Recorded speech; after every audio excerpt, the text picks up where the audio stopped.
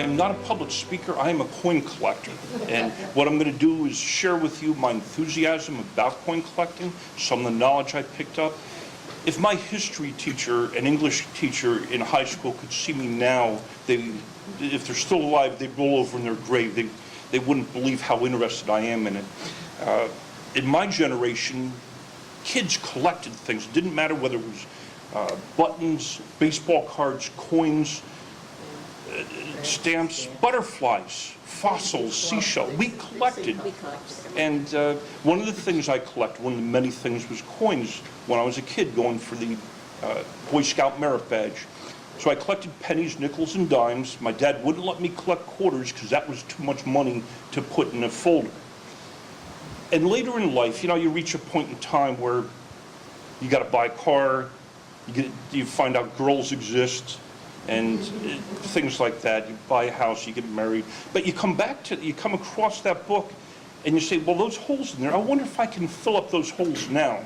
So I ended up filling up the holes in the book, and I completed my Lincoln cents, and I completed the Indian head cents, then I got one each of the large cents from 1793 to 1857, and started collecting varieties. That's when it started, that there's more to the coins than just the coins themselves and an intrinsic value. When I show a coin to somebody who's not a collector, even collectors, the first thing is, how much is it worth? Because it's old, just because it's old doesn't necessarily mean it's worth a lot. I have coins that are 2,000 years old, ancient coins, that I've picked up for $10 or $15. There are coins in modern production in the past 30 years from the mint that's going to cost you hundreds of dollars if you wanted to purchase one, or you could sell it for that much if you find it in your pockets. But it's not the value, it's the history, the stories behind the coins. Now, my wife warned me before I came here. She said, honey, these are not your little coin friends that you're going to be talking to tonight. Don't bore them with coins. Give them some stories, and don't put them to sleep.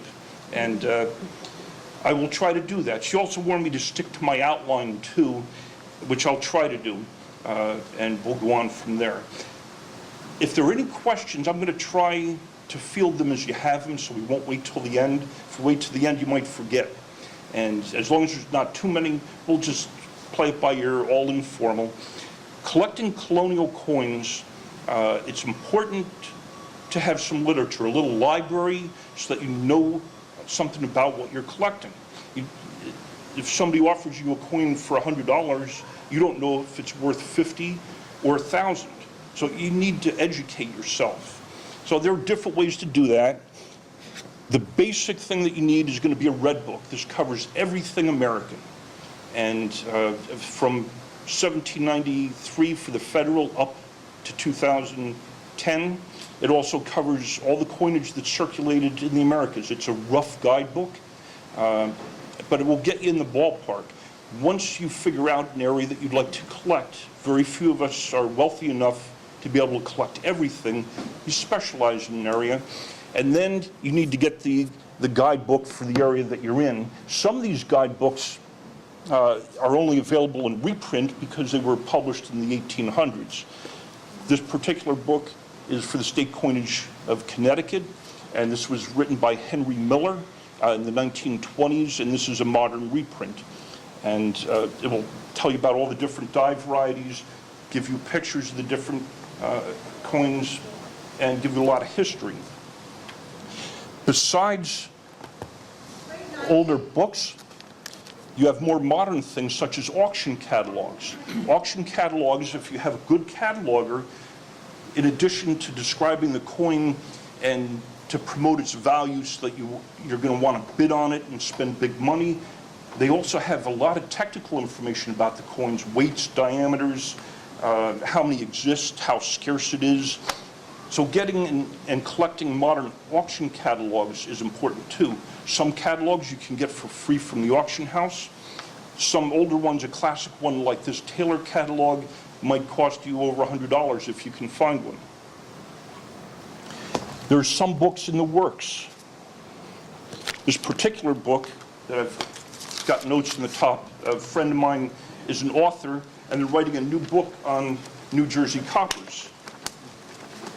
And I'm hoping that this book will be out in the next year or two, but The last thing I want to do is scare away potential authors by every time I see them bugging them, where's the manuscript? I don't want people to start running away when they see me. Okay. Having a good glass, a good magnifying glass helps out a lot too. Okay, do we have any questions about basically collecting colonials? Okay, then let's look at some. Is there a way to dim some of the lights in here? Oh, it's one or the other? Oh, that's great. That's perfect. Okay, let me get something up on the screen there.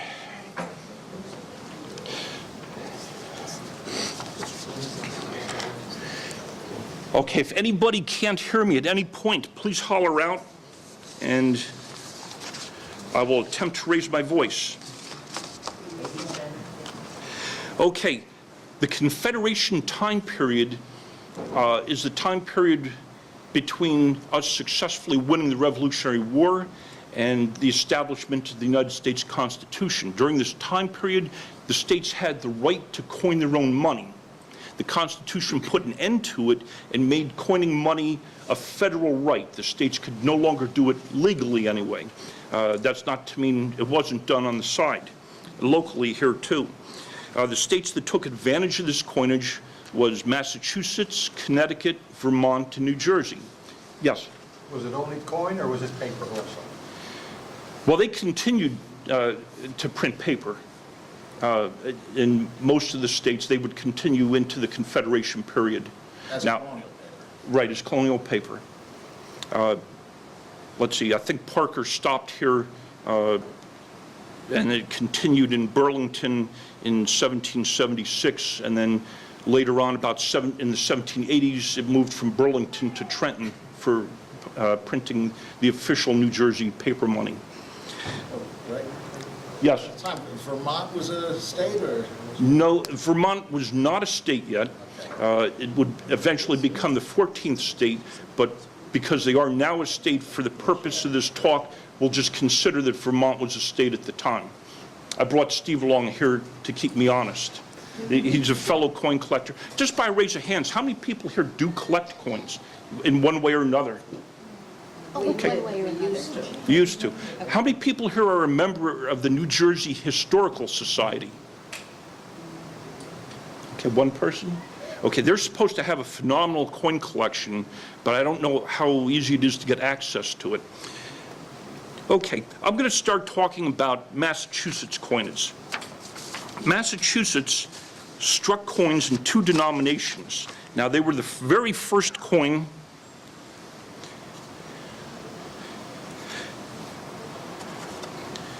to place on the coin the word cent or half cent.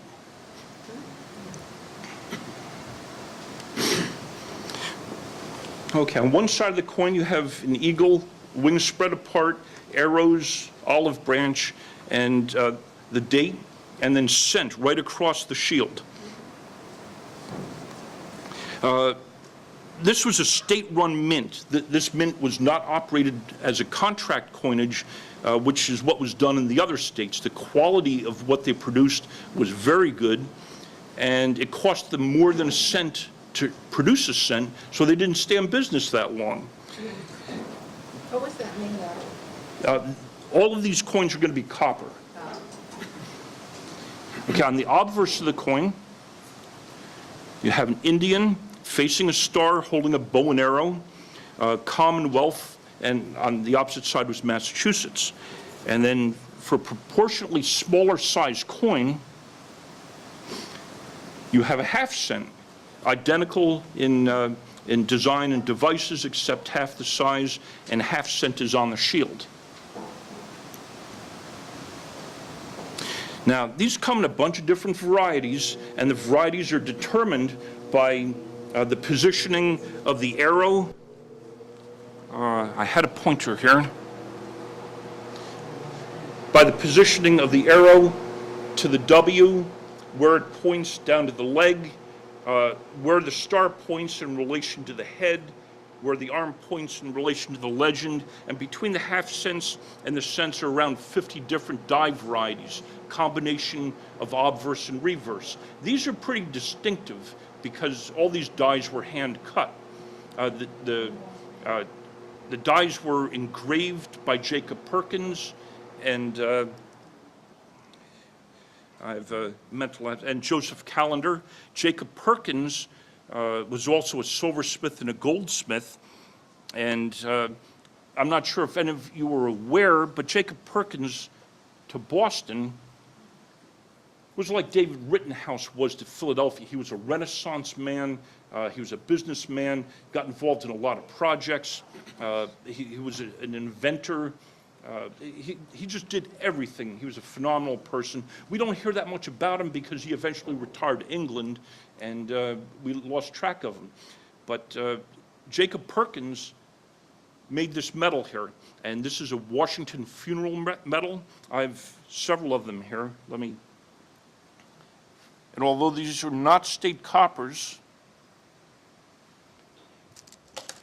they're very important for the time period in history. You'll see that there's a funeral urn on the back. These were made in January of 1800. George Washington died in December of 1799, and people ordered these medals. They were all holed, and they were worn in funeral processions. There were 2 funeral processions, one in January of 1800 and another one in February on Washington's birthday. And people wore these in the funeral procession. Now you wonder, why is there a funeral urn on this medal? Washington was not cremated. True, but this urn does exist. It is currently, and has been since the 1800s, in the Masonic Lodge in Boston. It's made out of gold. It was made by Paul Revere, and it has a lock of George Washington's hair in it. At the time period, important people around the world, when they passed away, their hair was shaved and locks were distributed around. So Washington's hair is in this funeral urn, and this urn was paraded around Boston in the 2 funeral processions. So it's a good piece of history. This tells a lot about Washington. In the abbreviation, it says, born February 11th, 1732, General of the American Army, 75, retired, 83, President of the United States of America, 89, retired, 96, General of the Army, United States, 98, died December 14th, 1799. Wow. It's weak here. It's weak here, but it says he is in glory, the world in tears. This was the superhero of the day. Not only was he respected here, but around the world in England. His enemies respected him as much as the patriots here. But I'm not here to talk about George Washington. I'm here to talk about state coppers. So let me put those back. It's just an irresistible urge to pull them out once in a while and share your story with people willing to listen. Thank you. Okay. Okay. Back to the design of the Massachusetts coppers. This particular spoon was made by Bradbury. It's just a spoon. But if you look at the spoon, the silversmith mark, Bradbury was an apprentice of Jacob Perkins. And if you look closely here, there's a B in the middle for Bradbury, and on the left is an eagle holding olive branch and arrows, and an Indian with a bow and arrow, the same designs that were used on these. And I think that as an apprentice, Bradbury worked with Perkins on making the dies for the later Massachusetts copper coins. You can collect these coins by just getting one example. You could get 2 examples as a mini typeset of a half cent and a cent. You could get 4 coins, a half cent and a cent of both dates that these were made, 1787 and 1788. Or you could try to get all 50 die varieties. The die varieties are classified by rider numbers, where they'll put a number for the obverse die and a letter for the reverse die. And you could have one obverse die that might have several different reverse dies, and vice versa. So you could get a chart with different lines going between different dies. Yes. Yeah, just so you clarify, rider numbers being the person who wrote the book for the attributions. Right. That's all, when you say He'll- rider numbers. Okay, if there are any questions, please raise your hands on that. Hillier Ryder is a person that wrote the reference book about Massachusetts coinage, and he established those numbers. As with New Jersey coppers, it was Edward Maris who wrote the book in the 1880s, and we go by Maris numbers for New Jersey coppers. Let's see, Vermont coppers are Ryder numbers, and Connecticut coppers are Miller numbers. Henry Miller wrote the book on Connecticut's. So those are the numbers we go by for those particular series. And I have one last Massachusetts piece to show you. This particular one we call a PDV, which is an acronym for painted die variety. An old-time collector on the coin here placed 3G in the field and an R. The 3G would be the die variety, a number 3 obverse and a G reverse, and then R, a single R, is how rare it is. 2 R's would be rarer, 3 R's would be extremely rare, 4 R's would be the rarest that there is. And that's how they used to do this in the 1800s. And painted die varieties seem to be a little more valuable and in demand because you can trace them back to an old-time collection. And my wife says to me, well, honey, if coins are worth more because the painted die varieties are on it, why don't you paint die varieties on your own coins? And I said, if I do it, I'm destroying the coin. If somebody did it from the 1800s, they've put some history into it. And I don't think she fully comprehended that. But that's okay. She tries real hard, and she does quite good. Okay, after Massachusetts, we've got Connecticut coinage. Connecticut's were made for 5 years, from 1785, 86, 87, and 88. Let me put one up there for you to look at.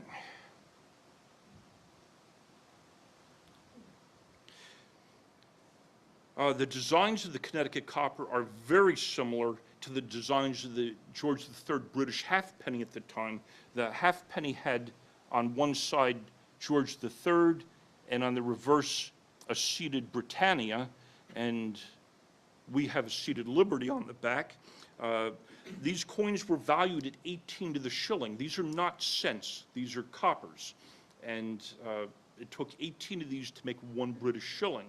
And we'll get to New Jersey coppers later on, where it took 15 of them to make the value of 1 shilling. So a New Jersey copper would circulate for more money, and it was more desirable to have than a Connecticut copper. These were engraved by Abel Buell and James Attlee. Abel Buell pretty much stuck to Connecticut. He really didn't leave there. He had a lot of problems in his early life. He was actually caught counterfeiting when he was very young. He was branded with a C on his forehead for counterfeiter, and his ear was cropped. And then he was kind of imprisoned. He was kept within his city limits for many years. But he was a very likable guy, so the brand of the C for counterfeiter was put up very high in his hairline so he could comb it down and nobody would see it. And they only cropped a little bit off his ear, and I think they tried to put it back on with ice and stuff immediately afterwards because he was so likable. Abel Buell was also a silversmith, and while I'm here and I have the camera, the AB right there is a silversmith mark on a spoon for Abel Buell. This is only the second Abel Buell spoon that I've run across, and I like to, when you get involved with collecting and you see something like this, it's irresistible. And I do bring out my silver spoons, and I use them on Thanksgiving, and if anybody at my Thanksgiving table asks about them, then they're forced to sit and listen to the story. Excuse- Yes, How do we spell Buell? B-U-E-L, Oh, just. and okay. Abel is A-B-E-L. Oh, okay, thank you. I don't know what nationality it is. It's probably British. Single L? Yes. Single. Okay. And these were made by Samuel Broome and Jeremiah Platt near New Haven, Connecticut. What's the wording stand The what? Oh, okay, the wording is a Latin abbreviation for independence and liberty, Indi et lib, and there are a lot of different variations of how that's positioned on the coin. On the obverse, you have the bust and Auctori Connect by the authority of Connecticut. How these dies are determined are by the legends, and there are 350 different die varieties of Connecticut coppers based on the legend. This one has a cinquefoil, Auctori, colon, cinquefoil, connect, colon, cinquefoil. And you could have a bunch of different combinations where there are 3 cinquefoils in a row, dashes and dots, crosses, and there are people that try to get as many of these as possible, and really great collections. They might get 250 of the different die varieties, and the awesome collections might break 300. The largest collection known is at the American Numismatic Society in New York, which if you ever are interested in coins, it's well worth the time to take a day trip out there. I'm a big fan of the ANS. Is that the Barnsley? Is that, 'cause I don't really collect Connecticut. Who owned that? Oh, Or is it just? okay, well, the ANS just got a recent donation of the Ned Barnsley coins from the Colonial Newsletter Foundation, and they've been building up this collection since the 1860s when the ANS was started. So it's accumulation of everything, but I think that they have over 320 die varieties there. No, we would like to think it's not of King George, but they just made something that looked similar to what was already in circulation and accepted, and they just picked the bust. Okay. Okay. I have another Connecticut copper here. And this, again, is a painted die variety. The obverse is 31.1 reverses R4. And again, you have the legends on the back, Indi et lib, and you can see a difference here. Let me show you a difference between these two dies. Both start with the cinquefoil, both have Indi and a colon, but this one has 3 cinquefoils before the head. This one just has 2 cinquefoils before the head. Et lib and a dot. This is et lib, a cinquefoil, or a colon, then a cinquefoil. And then also where the sprig is positioned with respect to the cinquefoils. It's really something that's very tedious to do to determine all the different die varieties, and I need help on it sometimes. And in the day of the internet, to go online, you know, for something that might take me an hour to attribute, somebody can do it for me online in probably 5 minutes. The internet is wonderful. I don't know what we did before the internet. All right. One last, real quick on this one. I think, is that an R, et lur, or a broken B, or that might be an et Here? lur? Yeah. No. I can't see from this angle. Some No, of them did no, have not this. quite. Yeah, there were a number of misspellings where it cost money to buy die punches. So there's no sense buying an R die punch and a P die punch. They would just punch the P if they wanted to make an R, and then hand engrave the little tail to turn it into an R. This way they didn't have to spend all the money on punches. Sometimes they would forget to make that little tail or make whatever modifications was necessary for the correct lettering. Okay, do we have any questions on Connecticut's before I move on? Yes. What's the value of some of these coins? Today's value? Today's value on the market? It's just, well, you can get Connecticut coppers in like VG condition, worn, but you can read all the legends for maybe $40, $50. The one, let's see, the one on the left there, I think was like about $1,000 coin, something like that. Because Big, of the big four, spread, the depending on rarity. Pardon me? Is that because of the four? Oh, no, that's because of the condition, a combination of condition and rarity. And it also came out of an auction that was highly publicized, so all the coins in that auction pretty much got full value for them. There weren't many bargains. Any other questions? If that coin on the left had been, I know it's a little off-center when it was struck, Yes. if it was more centered, would that up the value more? Well, it affects anything to do with the eye appeal. I think that as crude as these coins are, we don't care too much about that. Modern day coins, just one number difference affects the value tremendously. The people that collect these admire them and sometimes enjoy them more for the mistakes and the crudeness than they do for being perfect. Actually, 40 or 50% off-center would increase the value quite a bit, the desirability. Okay. Okay, now we're going to move on to Vermont coinage. And as Steve pointed out before, Vermont was not a state, it was a republic. And this may not be that easy to see. I'll try to change the light to make it a little more visible. This is a landscape variety, the first variety put out. There's a landscape here with trees on it. And if you can make it out, right here, there's a sun with rays going up and two eyes looking over the hill.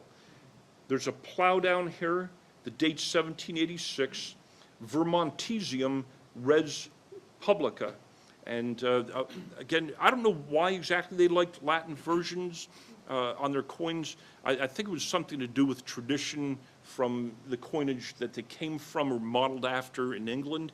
But they did something drastically different looking than the British halfpennies that people were accustomed to seeing. And on the back, they had an eye, an all-seeing eye in the center with rays coming out.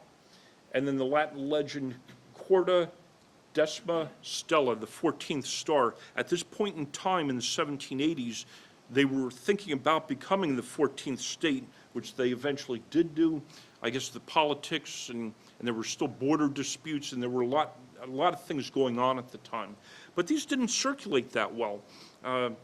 These were struck by Reuben Harmon in Rupert, Vermont, and I think because of the design, they weren't accepted. How much were they worth? The Vermont coppers, a little less than the Connecticut's, probably more like 19 or 20 to the shilling. So Vermont then started striking coins that looked a little more familiar. And that's not George. This is Vermont Tory. They stole the legend from Connecticut by the authority of Vermont. And then on the reverse, Indiet Lib. And this one has a date 1788, and Liberty is seated on a shield, similar in design to what Britannia was. Same type of legend devices. There are about 39 different Vermont varieties, combination of obverses and reverses. Some very scarce. This particular one is Rider 13. Rider is the person who developed the numbering system and wrote the book on the Vermont coppers. And you see there's a fair amount of detail to the obverse here, Vermont Octori. The reverse has very little detail. This is a Britannia reverse. This particular reverse was used on British halfpennies that were made and counterfeited at Machen's Mills, New York. Thomas Machen was a Revolutionary War hero. He was the guy that strung that big chain across the Hudson River so the British couldn't get their troops up there. After the war was over, he started a hardware manufactory in Newburgh, New York, and among other things, they struck counterfeit British halfpennies. And somehow, the old worn-out dies from counterfeit British halfpennies were occasionally combined with Vermont dies to give us something interesting to talk about tonight. I'm sure Thomas Machen planned it that way. Okay. Okay. Do you have any questions about Vermont coppers? They didn't do the T in Vermont, did they? No. No, they abbreviated that. Was the metal they used thinner or not as strong because the impression stone didn't last as well? Well, it's all a wear factor.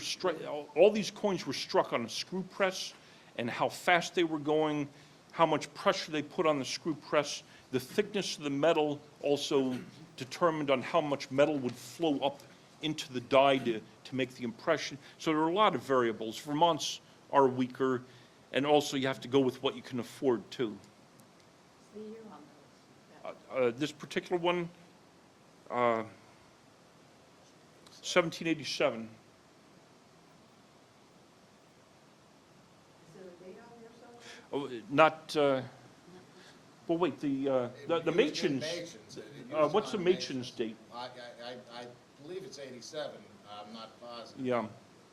Yeah, well, this die is so worn, the coin is not worn, they just used a die that they worked to death, and that's why there's no detail on it. This actually has very good detail on the die for this particular coin. What's supposed to be on the back? What is that? That's supposed to be Liberty on the back, but this is Britannia. A seated woman holding a pole in her left arm, holding an olive branch in her right arm, and she has a shield leaning against her. Oh, all right. And very typical of Machen's Mills, in the shield, you have a simple cross in the shield instead of two lines. It's obvious if you saw a regal British copper compared to one of these, but collecting Machen's Mills coins in itself is a specialty area and very desirable. And I would say probably 1 out of every 10 coins advertised as Machen's Mills on eBay is really a Machen's Mills. So you have to be, yeah, you have to be careful about that. Often you'll see one advertised as a British halfpenny, it happens to be a Machen's Mills, which is generally more valuable to us because it's American made. Any other questions about Vermont? Yes. It appears that counterfeiting was a pretty popular sport. Oh, it still is. But I mean, coinage was brand new. I mean, this was a new art. Counterfeiting has been going on since ancient times. I just heard a seminar in Kentucky by the chief editor of Coin World, Beth Deisher, about the counterfeits coming out of China right now, and it's very scary, the quality of it. But it hasn't changed much. You know, if somebody can make a buck by counterfeiting something, they'll do it. Yes? I wasn't gonna mention it because it's sort of extraneous, but I was collecting Roman and Greek coins quite a while. Till I find out the market was flooded with counterfeit. There are even counterfeits in major numismatic collections. I think they found some in the British Museum, and so they're out there, and there's some very good ones that fool the experts. So it pays to buy from somebody reputable. If you're getting a bargain, it's a bargain for a reason. You might want to counterfeit some more collectibles, such as Machen's Mills. If they're Yeah. contemporary Now- to the time, if they were made to spend, they're collectible and have added value. If someone counterfeited that half penny back when they were being spent to use as a half penny, made it underweight, that's a collectible item. If someone made it nowadays to fool the collector, it's not. So the counterfeits made in the 1700s, of the 1700 coins, are very collectible.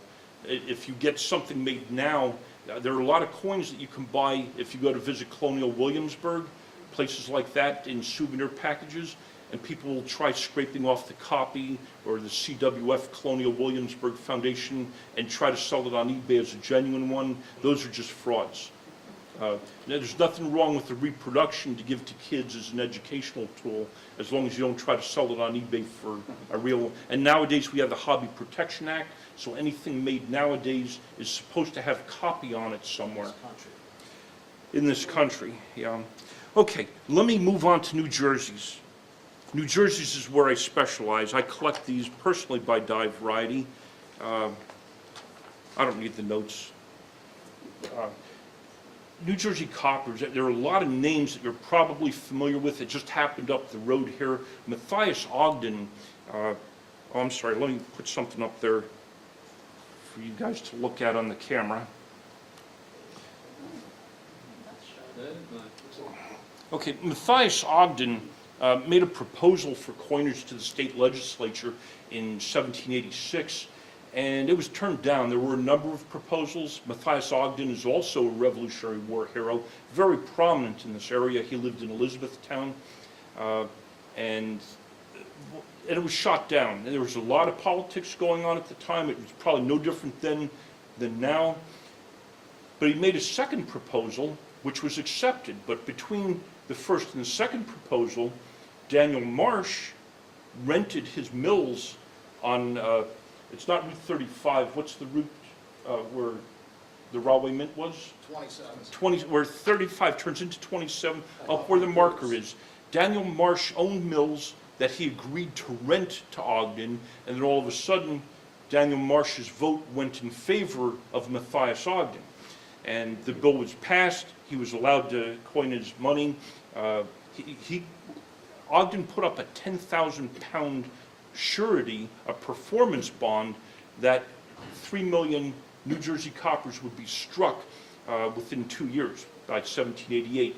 And if it wasn't struck, he would have lost his bond. So he got involved with Walter Mould, Albion Cox, and Thomas Goadsby. And these three guys are the actual ones that were going to do the work of the mint.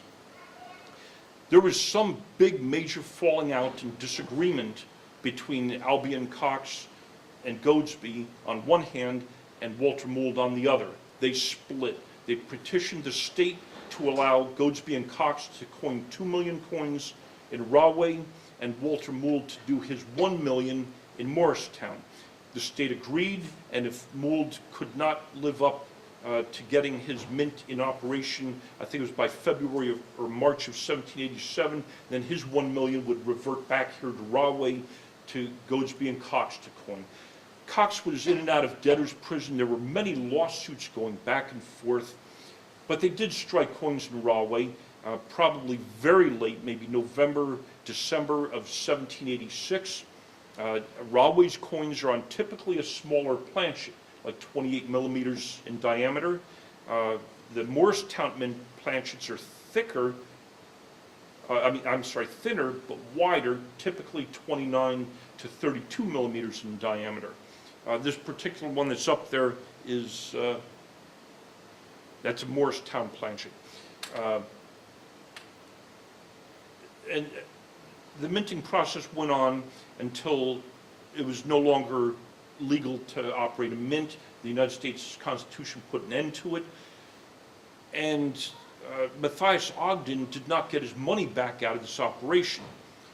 The screw press ended up going from Rahway up to Matthias Ogden's backyard, where he continued to strike New Jersey coppers, probably on Connecticut coppers and other undertypes. Now, what you have here is a Connecticut copper worth 18 to the shilling, and a New Jersey copper worth 15 to the shilling. If you just strike that Connecticut copper with New Jersey copper dies, you've increased the value about 18% just by the simple operation of striking it. You didn't have to go through all the bother of assaying the metal, rolling it out into sheets, stamping it out, and everything. All you had to do was soften up the planchet by heating it, annealing it, put it in the die, and throw the screw press around. So that's probably what was happening in his backyard. Walter Mould ended up fleeing Morristown, and with his wife and his family and the screw press, supposedly, to head out to Ohio.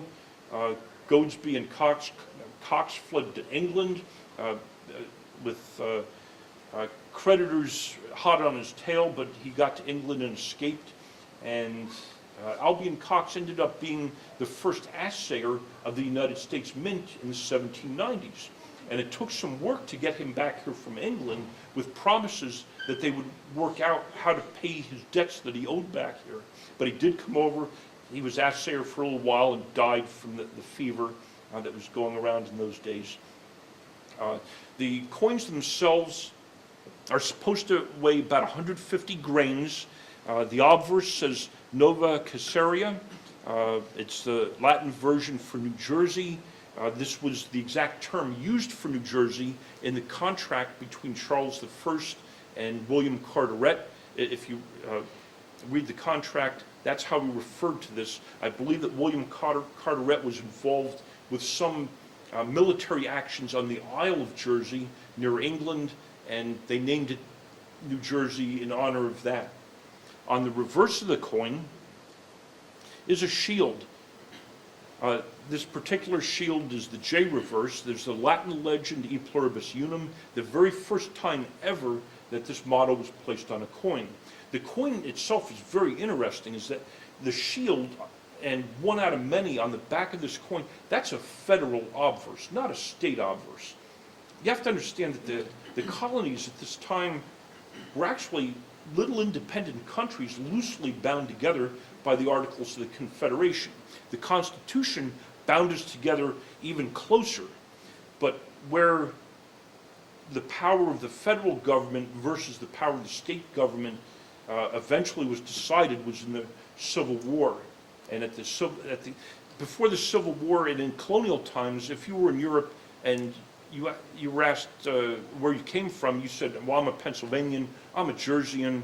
You didn't say, I'm an American or I'm from the United States. It wasn't until after the Civil War that you were American first and a New Jerseyan second. But this is a federal type river, a federal shield, a federal motto, and then the designs of the obverse are from our state seal. If you've ever seen our state seal, it has a horse head on it, it has several plows, it has two women on it, prosperity and virtue. It's really an elaborate seal. Jean-Pierre du Symmetry, excuse my pronunciation, I don't know exactly how to say his name, but he designed it and made the seal. It was made out of silver and very weak. They had to make another seal, I think around the 1830s or 40s, because it was starting to wear out. Okay, these were struck with the dates of 1786, 87, and 88. The state got 10% of the coinage. And of the 3 million coppers, all the state wanted is to make sure it got its 10%. They didn't care if they got 10% coppers or if they got the 10% in gold or silver. They wanted their 10%. They did not put inspectors around these mints.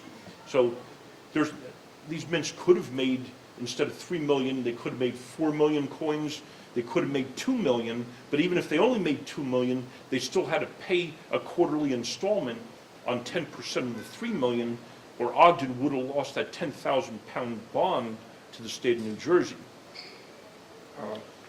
These come in about 145 different types of die varieties. This particular one is Ameris 34J. I have a little cheat sheet here. Is that the deer head? Yes. Okay. Collectors have given these names over the years. This particular one is called the deer head because it looks a little more like a deer than it does a horse. It's a rather scarce coin. It's not a common one, and it's not uncommon to find it struck over something else. This particular coin was the very first New Jersey copper I purchased at auction, and it happened to be from an estate that was at my wife's bank that I got involved with. And I'm sentimentally attached to this coin. May I ask a question? Yes. That's Nova Caesarea from the Latin, Yes. but it's translated New Jersey, did I hear you correctly? Right. Well, And then, so The- Caesar, the Isle of Jersey was named after Caesar. I didn't know that. Yes, it was. From the Roman occupation and Isle of Jersey is where? off England. Channel Islands. Yeah. Right off Prince. Yeah. Okay. And that was the only, it was occupied by the Germans during World War II. And a friend's mother lives over there. She comes over once in a while, and I could listen to her. She must be in her early 90s. I could listen to her for hours talk about the German occupation of Jersey. It's not what you think it was, but we're here to talk about coins. I'm sorry, did you get your question answered? Yeah, I've never heard that, and I'm glad to know that. Okay, great. You know what Borac translates to? E-B-O-R-A-C? Yeah, well, that's That's the New something York else, okay. coppers. Oh, the Yeah. Caesar part is, Right. yeah, So they call it New Caesar, okay. which is another name for New Jersey. Okay. Okay, this is a different die variety. This particular horse looks as though it's got a cold. on its nose. Yeah. Okay, that's a die break. That was not put there intentionally. But instead of naming it the snotty nose variety, they decided to be kind and call it the bridle variety. The horse has a bridle. It doesn't look like a bridle to me, but that's the name that stuck. And that's just because of that die break. It wasn't until recently that a good friend of mine noticed a mistake on this coin that hadn't been found in the 150 years that people have been studying these. And yeah, if you look at the date, in the plowshare, whoever engraved this accidentally dropped the punch or punched the 6 in the plowshare right up here and then corrected it by punching it down here. And then because it was in the plowshare, they engraved the plowshare a little deeper so it's higher on the surface of the coin to try to hide the mistake. But we caught them anyway. Obviously, it's probably more noticeable on higher grade examples. Is it noticeable on lower grade? Yeah, even on the lower grade, you can see the upper tail. Okay, the reverse of this coin is a J reverse, and the way you can really tell it's a J reverse is because the shield is lopsided. Instead of being totally perfectly symmetrical, it bulges out to the bottom right down here, while the left goes up a little sharper. And in this combination, it's a rather scarce coin. You don't see an 18J that often. It's probably a low rarity 6, a rarity 6 being between 13 and 30 of them known to exist. What would a coin like this cost in auction in general? This one? I think that I paid around $1,800 for it about 10 years ago. So possibly double that now.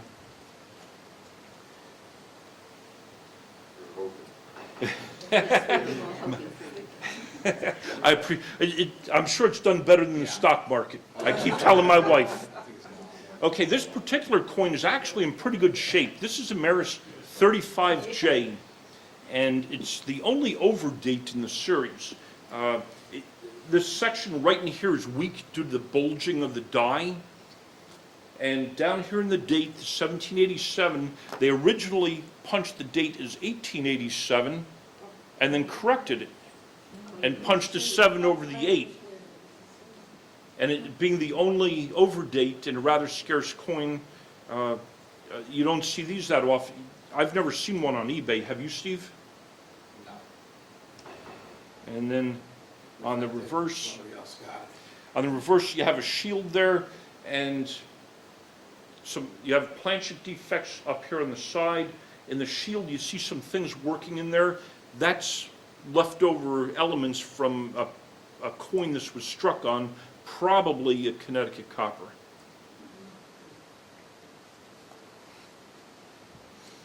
Now this, I just wrote a little article about these types of coins with some local, anybody ever hear the Hatfield name? Not Hatfield and McCoy's, but local Hatfields from this area? Okay, well, supposedly, there was a Hatfield that coined New Jersey coppers in a barn south of Elizabethtown, and I wrote an article about that, where I don't think that it actually existed. I think that the barn south of Elizabethtown that was being referred to in the 1860s was actually the Rahway Mint, because in the 1860s, they forgot that the Rahway Mint existed. After the minting operation ceased in Rahway, everybody forgot about it. We did not learn about it again until Damon Douglas discovered the work in the late 1940s. I don't know if it was this society, but somebody built a beautiful monument to the Rahway Mint, a nice brick structure, and I don't know when that was dedicated, but I think it was after the 1950s. But we didn't know about it until then, so when this person was writing in the 1860s, I think the Hatfield Mint really never existed, and that it was the Rahway Mint. But in any case, this particular copper is unusual in that it has a very straight beam. Nova Caesarea, 1788, and the horse head is very distinct. It almost looks like the deer head a little bit. On the reverse, you'll see that the reverse looks a lot better than the obverse, which means that the obverse was wearing out. Normally, coins wear equally on obverse and reverse. You don't find a reverse only wearing without the obverse. So that obverse die was starting to fail. Very softly over here, you can see something in the legend. On high-quality coins, you can tell that it's an animal. Some people think it's a fox. Some people think it's a horse. But we call it the running horse variety, or running, actually it's about 50-50. And then E pluribus unum. There's one example, or actually two examples, where the horse is on the right side of the shield, and those are $20,000 to $100,000 coins. This is not one of those coins. And it's very collectible. It's a separate red book die variety, which makes it collectible to the general population that has that little red book I showed you earlier. We don't know exactly where this was made.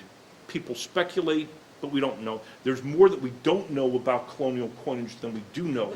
That's what makes it fun, because you can go into a historical society library or into a museum in New York. You can find something and say, wow, wait till I write this up. Wait till Gordon Bond hears about it and puts it in his online publication. The history of this stuff makes it so much fun. Okay. Besides Steve, what about this coin is different than the other obverses I've shown? Look at that eye. Okay, the horse is going the wrong way. Now, is it the wrong way? If you look at the New Jersey state seal, the horse head is facing left. It's not facing right. And also the plow is very elaborate. And it's also the same style plow that was on the original state seal for New Jersey. We don't know where these were struck. There are three different varieties of head left New Jersey coppers. This particular one is a Maris 51G, and it's the scarcest of the three. The horse is very expressive too. Yeah, it's engraved deeply into the die, and all three of them have a similar style to them. Ray, this is an incredible coin. I never saw this one. Okay, the reverse here is a G reverse, and that's there are 48 Maris 48G coins with this very pronounced outline to shield here. That's very common, a rarity one. You can pick up attractive examples for a couple $100, but in combination with this obverse, it's a very scarce coin. We don't know where these were made. I'm thinking that because the design is so drastically different, that somebody probably made some type of contract offer to the state to do the coinage or to take over the coinage, and this was an example of what they could do. There aren't many of these around. The head left varieties, all three of them are very rare, so we're talking about in the hundreds each for the common one, and for the scarce one, there might be 30 of these known to exist, if that. Any questions about the head left variety?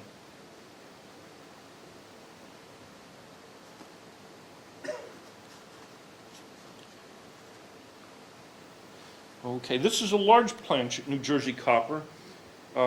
Same basic design as the common ones you've seen so far.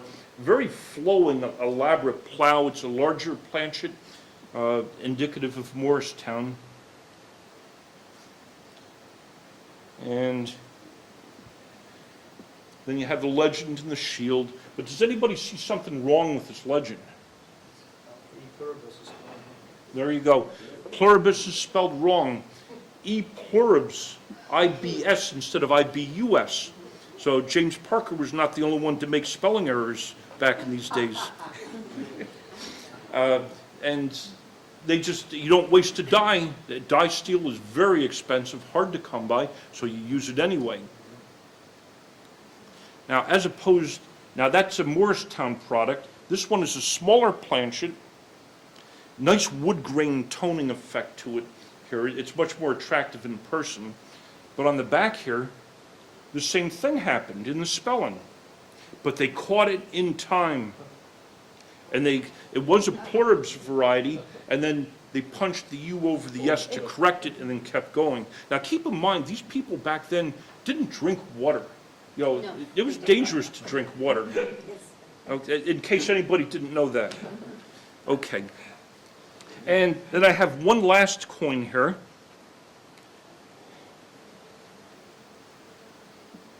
Oh, no, I lied. I have one more after this. This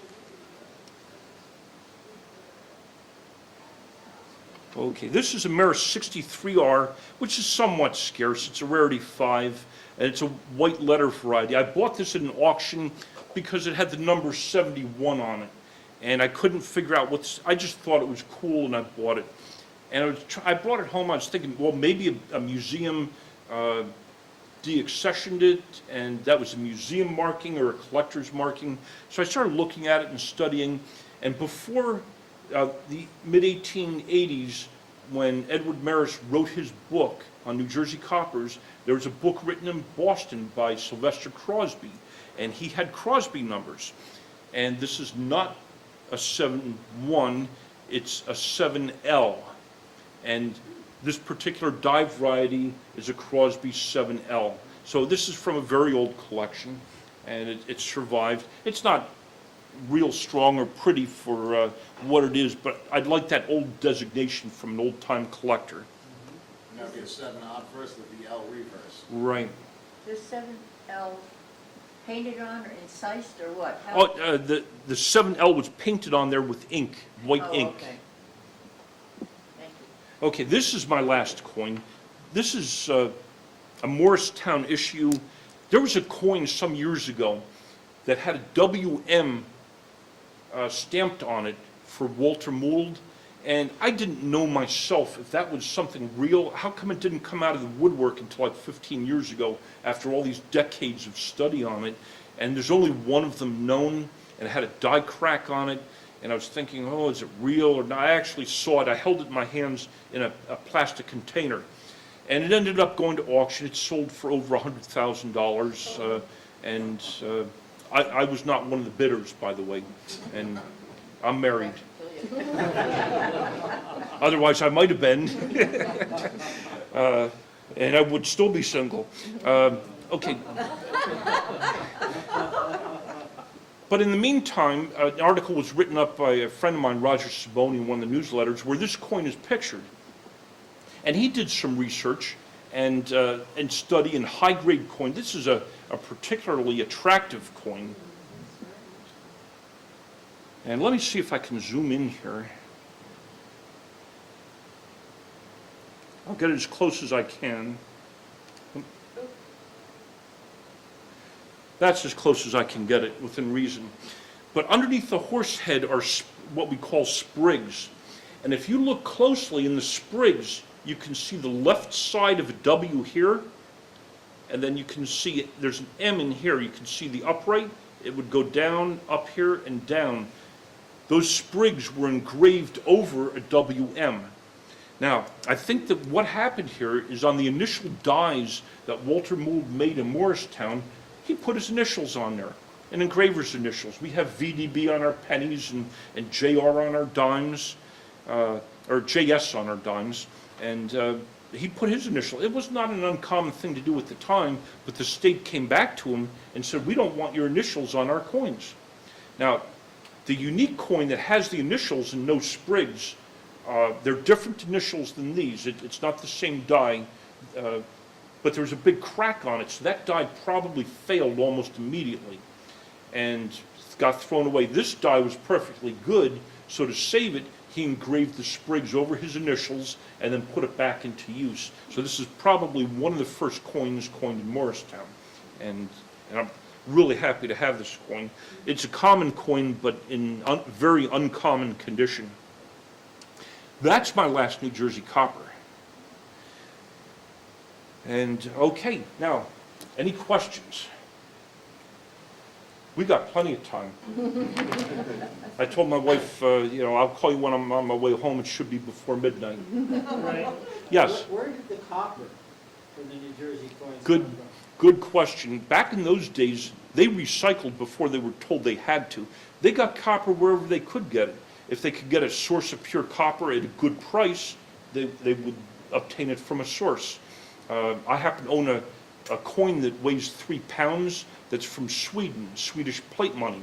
And I was really hoping to somehow find this plate money on some ship's registry coming to the United States so I could put this coin in with my Colonial coins. But I'm using it as a paperweight right now until that day comes. I can't wait for that day when I can move it from a paperweight into my collection. But they would use barrel straps. Some coins were made from melted down cannons. Wherever they could get their copper, they would use it. Do you know if any of the copper from the Copper mines, I'm not aware of any purchase records from any. The site in Morristown, Solitude, was supposed to have a copper mine on its premises, but we don't have any records as to actually where they bought it from. We do have one letter after the mint was supposed to have stopped operation from Albion Cox to a copper supplier in Philadelphia trying to buy copper. And I don't know whether he was successful or not. That's the only letter that we have. But your marker is placed there in a nice little convenient park.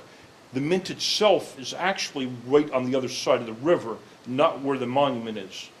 So actually where the Coos building was is where the mint was.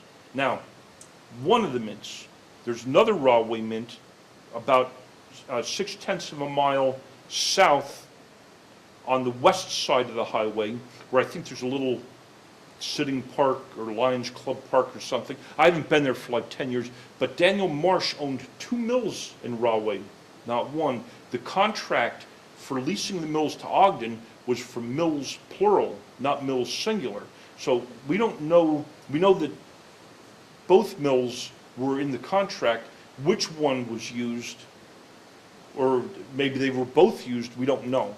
But they could have had some operation in the process going on at one mint, at one mill, and another operation at the other. Legitimate mints and semi-legitimate would have been Morristown, Rahway, Elizabethtown, and New York City. Now, New York City, the only record we have of that mint is that there was a court transcript where the individuals at that mint said that we haven't struck New Jersey coppers they only struck New Jersey coppers under the act authorizing that. So we're assuming that they were legal in New York City and they were being subcontracted to fulfill the quota. What was done in Machen's Mills, New York, and probably other locations would have been counterfeiting and illegal operations, or unlawful. No mints in South Jersey Not that we're aware of, but it's entirely possible because there are different coinage series. We don't know where they were minted, and there's a lot of speculation. And I hope over time documents will appear and we can find out. Are metal detectors here in New Jersey still finding New Jersey coppers? Yes, there's a person in South Jersey keeping track of metal detecting finds for the entire East Coast. And so far, I think he's approaching 300 finds. And now this is not only in New Jersey, but in all the different states. And he's not asking where precisely they found these. That's like asking where your bass fishing hole is. You're not going to know. But if we can get a county or a town and a state, we're happy. And then we can see actually how far out of New Jersey these things circulated, because they were worth more. There was a coppers panic in the late 1780s and early 1790s where copper lost its value.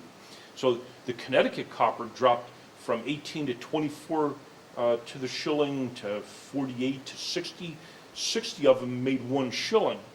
Now, while all the coppers were dropping in value, New Jersey coppers dropped also, but not as fast, because New Jersey coppers were allowed in legislation to be payable at 15 to the shilling in taxes. So they had something in law to keep their value up until eventually they repealed that and wouldn't accept them anymore for taxes. Because a coin's worn doesn't mean it doesn't have value. If it's scarce, it can still have value. Yeah, a lot of times, my wife used to ask me to come to the bank to look at the coin collections that estates would have, and it'd be a mason jar with some silver dollars in it and some Walking Liberty halves, things that people kept out of circulation. But then her boss came with her and asked me if I would verify that this collection matched what was on an inventory sheet. I said, no problem, that's what I have fun doing. And he said, well, let me get a couple people to bring it up out of the safe. And then when I heard a couple people needed to bring it up, I knew it wasn't going to be a mason's yard.